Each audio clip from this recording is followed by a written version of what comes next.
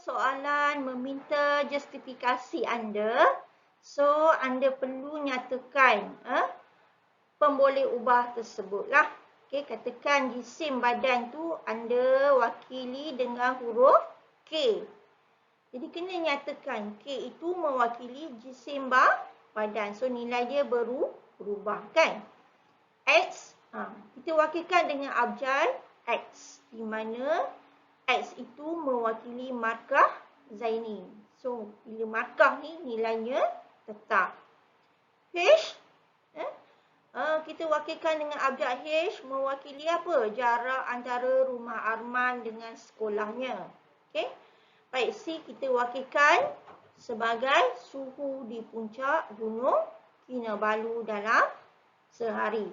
Jadi, ini cara kita menulis penyelesaian untuk soalan 5.1a. Biasa sangatlah dalam soalan meminta awak menulis ayat matematik, okey, berdasarkan pernyataan yang diberi. So, bagaimana yang dikatakan ayat matematik ni? Okey. Contoh A, tolak 7 daripada suatu nombor X. So, bagaimana kita akan menulis dalam bentuk ayat matematik. Okey, kita akan lihat slide seterusnya. Baik, untuk slide ni bagaimana kita menulis ayat matematik berdasarkan sesuatu pernyataan yang diberi. Okey, untuk A, tolak 7 daripada suatu nombor X. So, di situ tidak perlu ada tanda kurung. X tolak 7. Untuk B, hasil tambah Y dan Z dibahagikan dengan 9. Okey, cikgu tunjukkan dengan laser ni. So, hasil tambah mesti dalam bentuk tanda kurung. Kemudian ada operasi bahagilah. Okay? Untuk C, jumlah orang bagi X buah kemah jika setiap kemah dapat memuatkan 4 orang. So, di sini dalam bentuk ayat matematik adalah 4 darab X iaitu 4X. Untuk D, Puan Nyo membeli M kg ikan kerisi berharga Rmp. So, kita tak tahu berapa harga ikan ni sekilogram. Dan N kg ikan cencaru yang berharga Rmq sekilogram. Juga kita tak tahu berapa harga. Okay, so soalan minta jumlah bayaran. So, kita akan darabkan M dengan P. M itu bilangan kilogram, berapa kilo yang diberi. Kita tak tahu kuantitinya, wakilkan dengan abjad M. M darab P. Okay. Kalau dikatakan jumlah, mestilah gunakan operasi tambah. NQ ni mana? N adalah bilangan kilogram ikan yang kita belum tahu kuantitinya dan juga Q itu adalah harga untuk 1 kilo. Jadi bagaimana kita menulis jumlah bayarannya? MP tambah NQ. Okey. Untuk E, umur Nazmi ialah H tahun. Kita tak tahu berapa tahun umurnya. Umur Jajid ialah K tahun. Okey. Orang yang kedua, manakala umur Izhar adalah 2 kali umur Jajid. So, Nazmi H. Jajid K tahun. Okey. Izhar 2 kali umur Jajid. So, 2K lah kan. So, berapakah beza? Bila ada perkataan beza ni, kita kena gunakan operasi tolak. Beza antara umur Nazmi dengan Izhar. So, H tolak 2K. Okay, kita lihat contoh 3. Okey, di sini diberi nilai pemboleh ubah. Okey, pemboleh ubah X bersamaan dengan 3. Okey, dan nilai pemboleh ubah Y bersamaan dengan 2. Cari nilai bagi, okey. Baik, 8X tolak 5Y tambah 7. Inilah yang dikatakan ungkapan algebra dalam 2 pemboleh ubah. Okey. Baik, ada dua pemboleh ubah di sini iaitu X dan Y. Okey. So, apa yang pelajar perlu buat ialah gantikan nilai X ni dengan 3 dan gantikan nilai Y dengan 2. Okey. So, di situ 8 darab 3, 24, 5 darab 2, 10. So, lakukan operasi penolakan dan penambahan. Jumlahnya bersamaan dengan 21. Baca soalan dahululah. Okay? Dalam sebuah kelas, 1/3 daripada murid lelaki. Okay? So, baca soalan dan perhatikan apa maklumat yang diberi. 1/3 daripada murid lelaki ialah ahli kadek remaja sekolah. Manakala 9 orang murid perempuan bukan ahli kadek remaja sekolah. Okey? So, di sini diberi dalam bentuk pecahan dan juga nombor bulat. Baik. Untuk A, tulis satu ungkapan bagi jumlah ahli kadek remaja sekolah di dalam kelas tersebut. Okey. So, kita lihat. Kalau jumlah melibatkan lelaki dan perempuan. Sekarang kita tak tahu berapakah bilangan lelaki dan berapakah bilangan perempuan. Okey. Jadi kita letakkan nilai pemboleh ubah di sini. Bilangan murid lelaki bersamaan dengan Y. Bilangan murid perempuan. Okey, bilangan lelaki X. Perempuan Y. Sorry ya. Maka jumlah ahli kadek remaja sekolah. Okey. So, 1/3 daripada murid lelaki. Murid lelaki tadi kita dah letak pemboleh ubah X. So, 1/3 X. Tambah. Okey, berapakah bilangan murid perempuan? Okey. So, murid perempuan di sini kita letak pemboleh ubah Y kan? Jadi 9 adalah bukan ahli KRS. So, untuk dapatkan ahli KRS, mestilah jumlah semua tolakkan dengan 9. That's why di sini Y tolak 9. Okey, so inilah satu ungkapan yang menunjukkan jumlah ahli kadek remaja sekolah. Boleh? Baik, untuk B. B, soalan tanya apa? Jika kelas itu terdiri daripada 12 orang murid lelaki dan 16 orang murid perempuan. Okey? So, di situ diberitahu nilai 12 lelaki dan 16 perempuan. Okey, hitung jumlah ahli kadek remaja sekolah dalam kelas tersebut.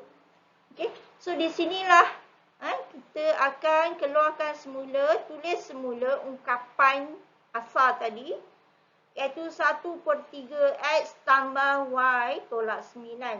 Okey. Jadi di sini diberitahu nilai pemboleh ubah X bersamaan dengan 12. Nilai pemboleh ubah Y bersamaan dengan 16. Maka kita salin balik ungkapan tadi, gantikan nilai X dengan 12. Okey. Dan gantikan nilai Y bersamaan dengan 16. Maka kita akan dapat jumlah ahli kadek remaja sekolah bersamaan dengan 11.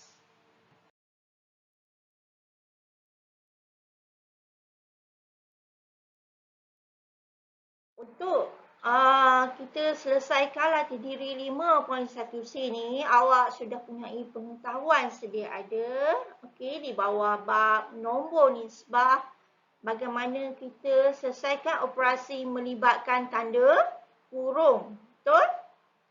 Okey. So, di sini untuk soalan A, 2P tambah Q. Diberi nilai pemboleh ubah tersebut. P bersamaan dengan 5. Okey. P nilainya 5, Q nilainya 2 dan R nilainya negatif 4. Okey, untuk A ni hanya ada pemboleh ubah P dan Q sahaja. Okey. So, kita gantikan P dengan 5, Q dengan 2. Okey. Tambah Q bermaksud tambah 2 lah. Boleh? So, selesaikan seperti biasa. Okey, jawapannya bersamaan dengan 12. Untuk B, okey. So, di sini hanya ada pemboleh ubah Q dan juga R. Berapa nilai Q? Q bersamaan dengan 2. R bersamaan dengan negatif 4. Okey, so kita letak di sini. Okey, 3Q bermaksud 3 darab 2, tolak 4. Okey, ada tanda kurung, negatif 4. Kemudian tambah apa lah? 8. Sini 8 tak ada ni. Okey, tulis 8 kat sini. So, nilainya bersamaan dengan 30. Untuk C, pemboleh ubah yang ada adalah P dan R. Berapa nilai P? Diberi nilai P bersamaan dengan 5 dan R negatif 4. So, kita ganti sahaja dalam ungkapan yang diberi. Okey, 5 mesti ada kurungan 5 tolak. Okey, P tadi R negatif 4. Okey, so jawapannya 45. Baik, untuk soalan D. Okey. Di mana pemboleh ubah yang kita guna di sini adalah R dan juga Q. R nilainya negatif 4. Q nilainya 2. Okey. So, kita selesaikan. Kita akan dapat jawapan bersamaan dengan 9. Baik, untuk soalan yang kedua. Encik Adnan dan Encik Tan menderma beras kepada mangsa banjir. Okey. So, apa maklumat yang ada pada soalan? Encik Adnan derma 8 kampit beras. Setiap satu kampit beratnya X kg. Okey. Encik Tan pula menderma 4 kampit. Di mana setiap satunya berjisim Y kg. Okey, so ada 2 pemboleh ubah yang kita belum tahu kuantitinya. Okey. Baik, iaitu X dan juga Y. Baik, tulis satu ungkapan bagi jumlah jisim. So, dia nak jumlah, mesti ada operasi. Satunya operasi tambah, perlu adalah yang didermakan oleh mereka. So, 8X tambah 4Y. Cikgu rasa tak ada masalah ya untuk menulis ungkapan algebra ni. Baik. So, untuk B, jika X bersamaan dengan 5 dan Y bersamaan dengan 10, hitung jumlah jisim beras yang didermakan oleh mereka. Okey. So, jika di sini nilai pemboleh ubah diberi, okay, kita hanya perlu gantikan sahaja nilai X dengan 5. Letakkan saja. Langkah yang pertama, salin balik ungkapan tersebut. Okay. Kemudian langkah yang kedua, kita letakkan nilai pemboleh ubah. Okay. X bersamaan dengan 5, Y bersamaan dengan 10. So, berapa jumlah semua yang mereka dermakan? 80 kg. Boleh? Baik, untuk soalan 3. Okey. Masing-masing pelajar kita lihat soalan 3. Okey. Sama juga bentuk soalannya. Minta awak tulis ungkapan. Dan yang kedua, kita akan selesaikan. Baik.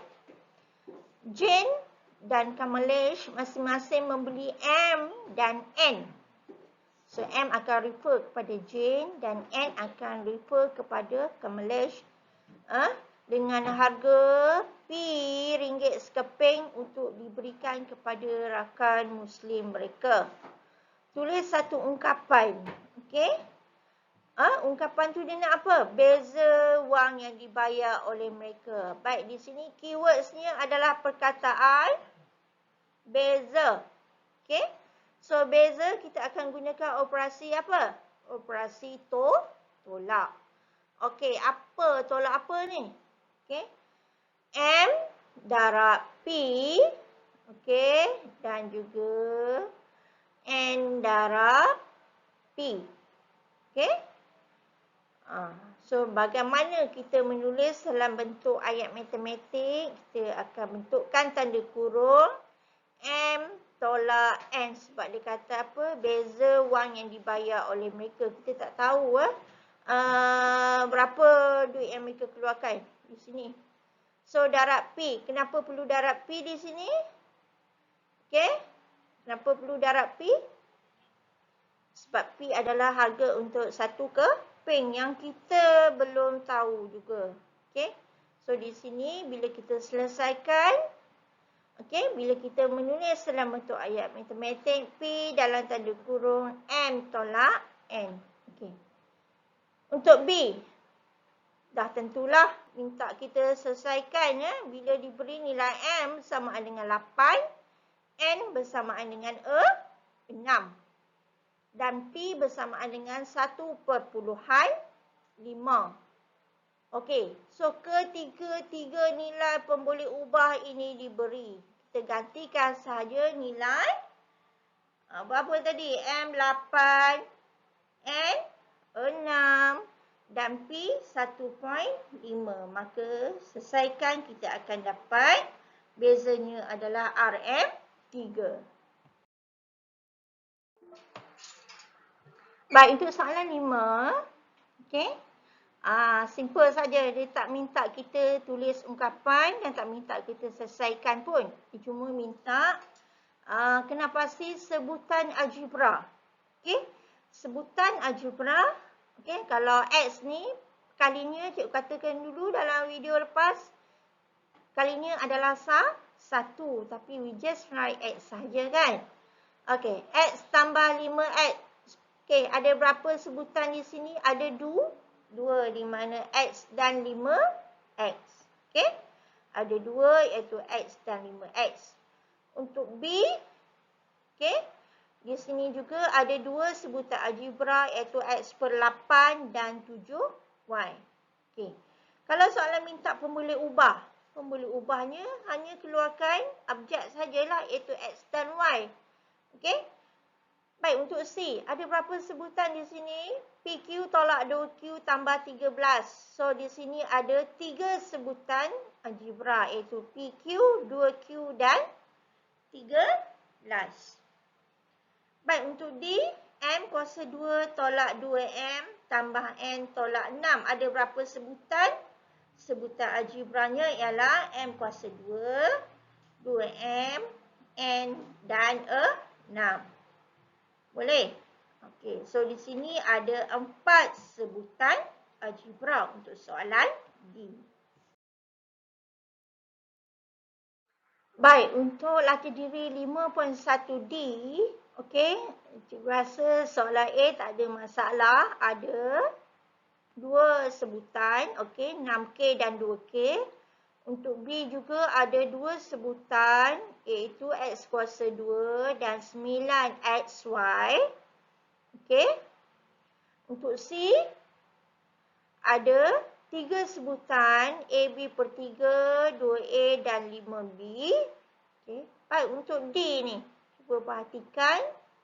Okey. Agak panjang sikit ungkapan ni. So, di situ ada sebutan 4PQ yang pertama, 7X per 2. Okey, kemudian apa? 8P kuasa 2Q. Satu sebutan di sini. Dan SA 1. Okey. 8P kuasa 2Q ini adalah satu sahaja sebutan dalam 2 pemboleh ubah. Okey. Pemboleh ubahnya adalah P dan Q. Baik.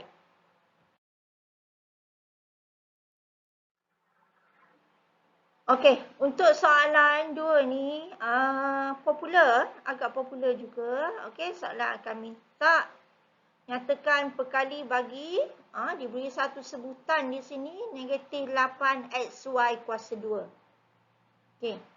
Negatif 8XY kuasa 2. Baik, di sini nyatakan perkali bagi XY kuasa 2. So, kita akan lihat, okey, kalau dah wujud XY kuasa 2, apa yang belum wujud di sini? Yang tertinggal pada, kita lihat yang asalnya ada negatif 8.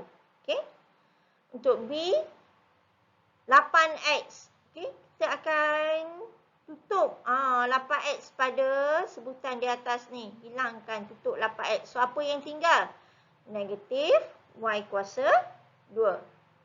Okey, itu cara, salah satu cara nak jawab lah. Untuk C, okey, Y kuasa 2. Jadi, kita tutup Y kuasa 2. So, apa yang tinggal? Negatif 8X. Untuk D, negatif X. Okey, kita akan tutup negatif dan X. So, yang tinggal adalah 8Y kuasa 2.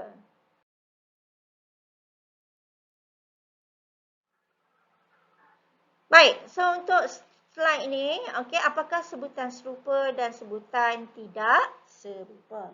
Okey, serupa, tak serupa, tentulah berbeza kan? Okey, negatif 2M dan 3/7M. Okey, oleh kerana pembeli ubah yang sama iaitu M, maka ia dikategorikan sebagai sebutan serupa. Okey, PQ/3 dan 6/9 PQ. So, pembeli ubah yang sama juga untuk kedua-dua sebutan, maka ia adalah sebutan serupa. 6AB, 7BA walaupun terkalih di sini, tapi syaratnya ada pembeli ubah yang sama, maka ia adalah sebutan serupa. 5K kuasa 2 dan negatif K kuasa 2 juga adalah sebutan serupa. Sebab apa? Kedua-dua nilai pembeli ubah ni ada apa? Ada simbol kuasa 2. Jadi, ia dalam kategori sebutan serupa. Okey. Baik, kita lihat yang di bawah ni. Ia diklasifikasikan sebagai sebutan tidak serupa. Kenapa? Pembeli ubah yang tak sama. Ini V, ini W. Ini XY, ini YZ. Ini walaupun pembeli ubahnya X, tapi ini adalah ada simbol kuasa 2. Ini tidak ada. Okey. Kuasa pembeli ubahnya tidak sama. Baik. Ini M kuasa 2. Ini M sahaja kan? Ini N, ini N kuasa 2. So, ia dalam kategori sebutan tidak serupa. Baik. So, dikatakan pembeli sebutan yang serupa ni di mana pembeli ubahnya adalah sama. Okey, so A di sini kita lihat pembeli ubah dia sama iaitu X dan Y. Okey. B tidak serupa. Kenapa tidak serupa? Sebab sebutan yang pertama pembeli ubahnya adalah PQ dan PR tak sama, berbeza. Okey. C, ia adalah sebutan serupa. Walaupun ABC, BCA, tapi tetap ada pembeli ubah yang sama. Untuk D, H dan H kuasa 2 tidak serupa. Kenapa? Sebab kuasa pembeli ubahnya tidak sama.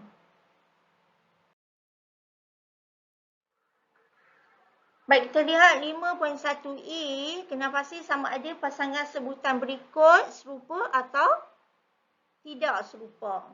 Okey. So, of course, A adalah sebutan serupa. Apa pembeli ubah kat sini? K. Okey. Untuk B, ya tak serupa sebab apa? Ini pembeli ubahnya, kuasa pembeli ubahnya tidak sama. Okey, ini bila ada kuasa 2, dah tentulah kuasa dia tak sama kan. Untuk C, SRT, RTS ya sama, sebutan serupa. Untuk D, AB, BC. Kenapa sebutan ni tidak serupa? 3AB/2. Sebab apa? Ini AB, ini BC. Pembeli ubah yang berbeza. Jadi, bukan sebutan serupa. Baik, kita dah di penghujung slide. Okey, soalan mahir diri 5.1 ni. Awak tengok soalan ada otak pink ni. Okey, so ia dalam kategori soalan kemahiran berfikir aras tinggi. Okey, bila soalan KBAT ni, soalannya lebih panjang dan pelajar kena baca, kena menganalisis soalan, okey, berdasarkan kefahaman, pengetahuan yang ada, kita kena aplikasikan. Okey? Jadi baik, mari kita praktis bersama. Baik, untuk soalan yang pertama ni, okey, dia tak minta kita selesaikan apa pun. Dia tak minta kita tulis ungkapan apa pun. Cuma dia hanya tanya sama ada pembuli ubah mempunyai nilai yang tetap atau nilai yang berubah. Okey, slide pertama sekali cikgu ada cerita kan, sama ada pembuli ubah tersebut nilai tetap atau nilai yang berubah-ubah. Okey, kita baca soalan. Okey, Encik Gan melabur, okey, dalam amanah saham. Okey, so ada sejumlah wang Encik Gan labur dalam amanah saham. Okey, simpan dalam bank lah. Okey, jadi kalau ikutnya simpanan ni adalah dikira sebagai nilai yang tetap. Okey, mungkin dalam 1 tahun tertentu Encik Gan tak boleh keluarkan duit ni. Tak boleh usik. Kalau usik tak ada dividen. Okey, dividen tu apa pula? Dividen adalah lebihan bayaran atau ganjaran yang diberikan oleh pihak bank atas sebab kita ni simpan sesuatu jumlah duit dalam bank tersebut. Okey, jadi dia akan beri dividen. Okay, berdasarkan persen. Ada rate dia, ada peratus dia. Bulan pertama berapa persen bank bagi.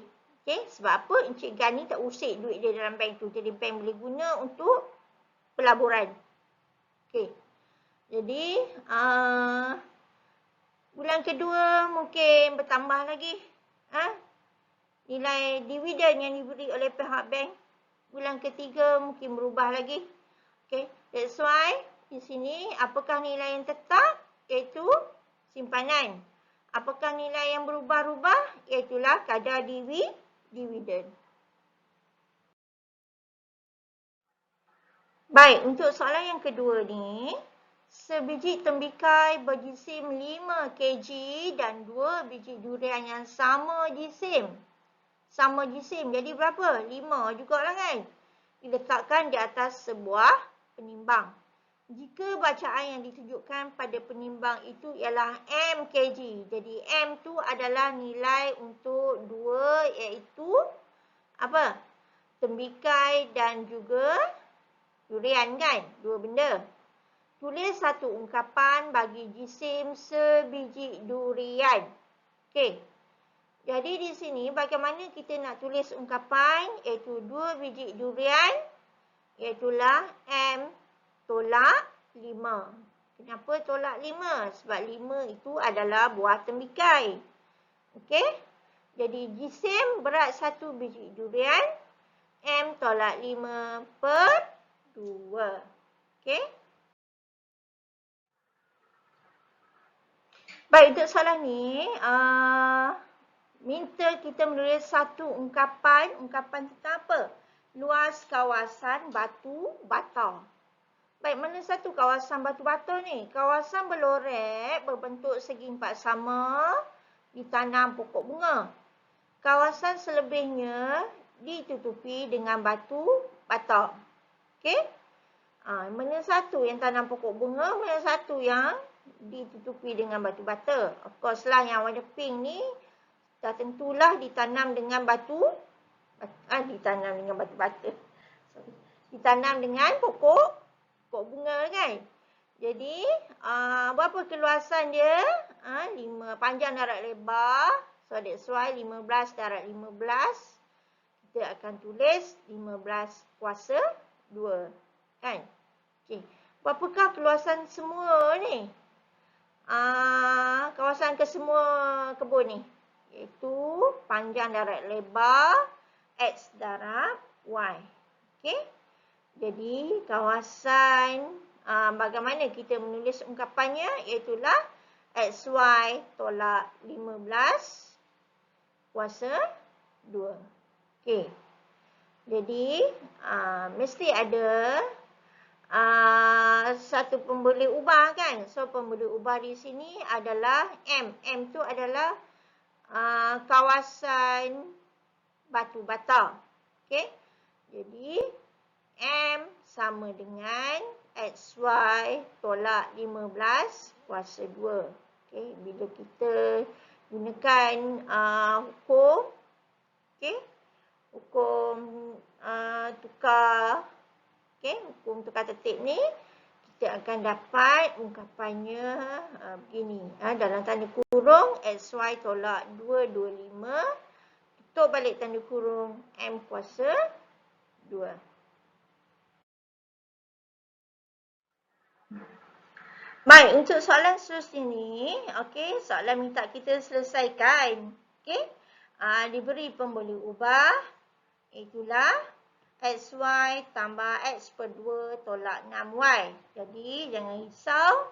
Sebab apa? Bila minta kita selesaikan, dah tentu diberi nilai pemboleh ubah. Di mana nilai X bersamaan dengan 5, Y bersamaan dengan negatif 2. Jadi, kita gantikan sahaja. Ingat cikgu kata apa? Step pertama kita tulis balik ungkapan. Step yang kedua, kita akan gantikan balik nilai yang diberi dalam ungkapan yang ditulis itu. Kemudian step yang ketiga, kita selesaikan. Bila dah tak ada sebarang huruf kat sini, jadi kita boleh selesaikan lah. Seperti biasa kan? Baik. Untuk seterusnya, soalan B. Samalah juga, kita salin balik ungkapan yang diberi. Okey, di mana nilai B bersamaan dengan 3. That's why di sini 3 tolak. Okey, A berapa? A nilainya tu 7. Jadi kita akan dapat jawapan di sini 1, 4, 2. Baik, untuk soalan ni, okey, Azlan ada N keping shilling yang terdiri daripada X keping shilling 10 sen, 3X shilling 20 sen dan selebihnya 50 sen di dalam tabung duit. Okey. Baik. Berdasarkan soalan kita lihat ada pemboleh ubah N dan X. Okey. Kemudian ada 3X shilling 20 sen. Okey. Selebihnya 50 sen. So, itu adalah maklumat-maklumat yang akan kita gunakan untuk menjawab soalan A. Nyatakan ungkapan bagi bilangan shilling 50 sen yang ada di dalam tabung duit. Okey.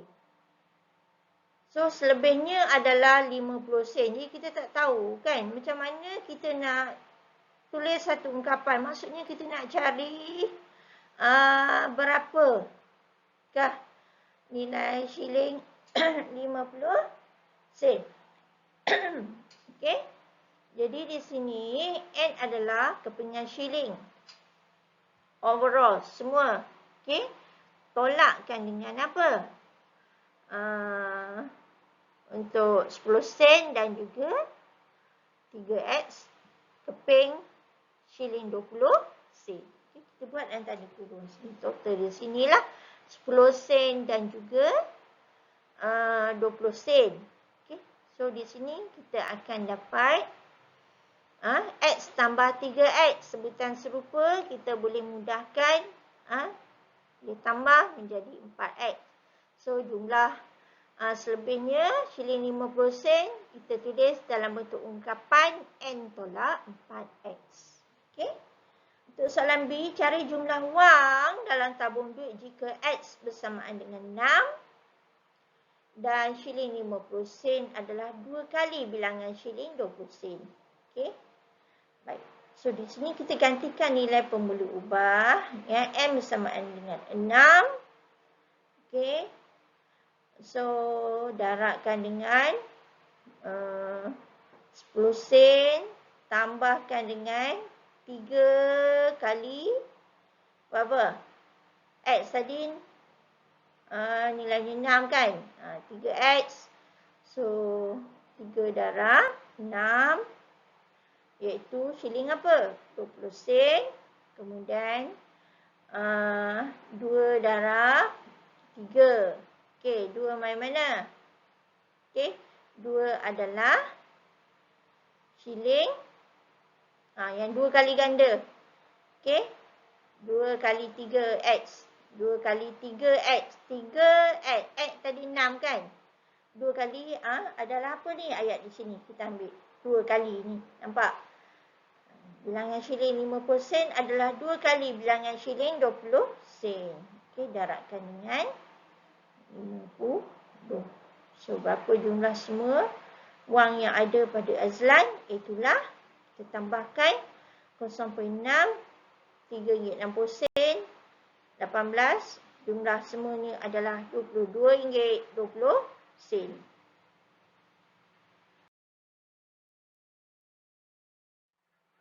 Baik, untuk slide ni, seutas ribbon panjang PCM dipotong kepada 3 bahagian. Dipotong kepada 3 bahagian. Jadi, kita kena decide dah operasi apa ni. Dipotong kepada 3 bahagian. Bahagi, bahagian. So, operasi bahagi mesti ada lah. Panjang bahagian pertama dan bahagian kedua masing-masing ialah X dan 3X. So, di sini dia bahagikan bahagian pertama X, bahagian kedua 2X. Okey? Dan kedua-dua masing-masing ialah 2X. Baik. Tulis satu ungkapan bagi panjang bahagian ketiga. So, dibagi bahagian pertama X. Bahagian kedua 2X. So, apakah bahagian yang ketiga? So, mestilah P tolak X tambah 2X kan. So, P tolak 3X adalah ungkapan untuk panjang bahagian yang ketiga. Okey? Baik, seterusnya untuk B. Jika X nilainya 10, baik. Dan panjang bahagian kedua adalah 4 kali panjang bahagian ketiga. Hitung nilai P. So, nilai P tadi apa dia? Iaitulah P panjang ribbon. Okey? So, soalan nak berapakah panjang kesemua ribbon tersebut? Baik. Di sini kita kena tambahkan ketiga-tiga bahagian tu kita kena tambah. Yang pertama tadi adalah X. Yang kedua, bahagian yang kedua adalah 2X. Bahagian yang ketiga adalah apa? Jika panjang bahagian kedua adalah 4 kali panjang bahagian ketiga. Okey? Tukar nilai P. So, macam mana di sini? X tambah 2X bahagian yang kedua tambah 2X per 4. Kenapa 2X per 4?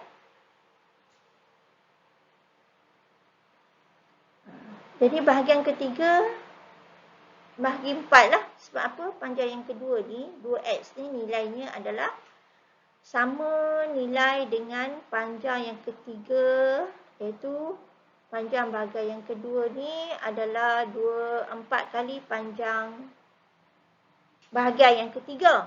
Faham tak? Panjang bahagian kedua, iaitu 2X, adalah 4 kali panjang bahagian yang ketiga. So, bahagian yang ketiga mestilah 2X bahagi 4. 2X per 4. Boleh?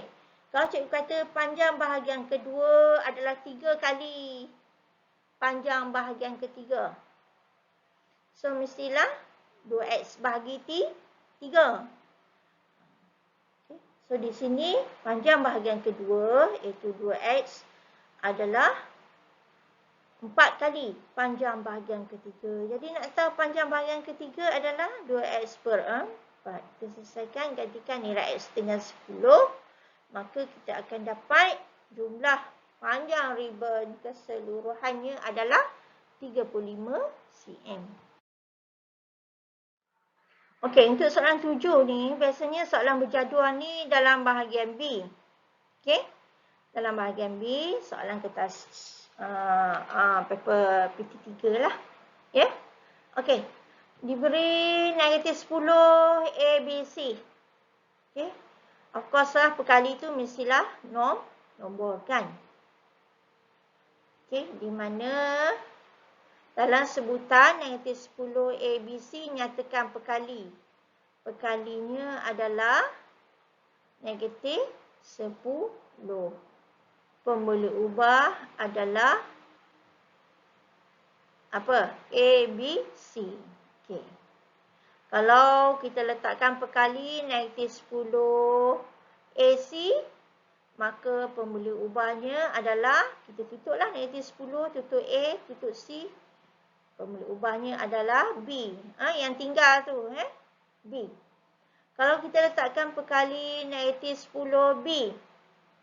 Okey. Negatif 10B. So, kita tutup negatif 10, tutup B. So, yang tinggalnya adalah pemboleh ubah A dan C. Kalau kita ambil negatif 10, macam tadi yang first saya cikgu sebut, maka pemboleh ubahnya adalah A, B, C. So, yang ni, bila awak faham, tak ada masalah untuk awak meletakkan perkali dan pemboleh ubah. Sekian. Terima kasih.